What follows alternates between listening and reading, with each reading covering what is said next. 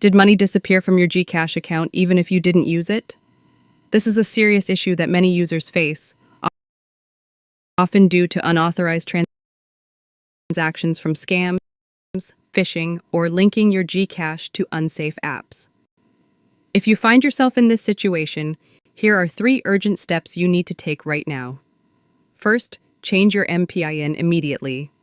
This is your first line of defense, and remember, never share your MPIN with anyone. No one should have access to this information but you. Second, report the unauthorized transaction.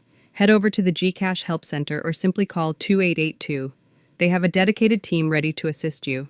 Third, submit a support ticket with all the necessary details. Include the date of the transaction, the amount, and a screenshot if possible. This information is crucial for a thorough investigation. And here's a vital reminder. GCash will never ask for your MPN or OTP. Always stay alert against scams and protect your account. Share this video to help protect other GCash users. Your awareness can make a difference.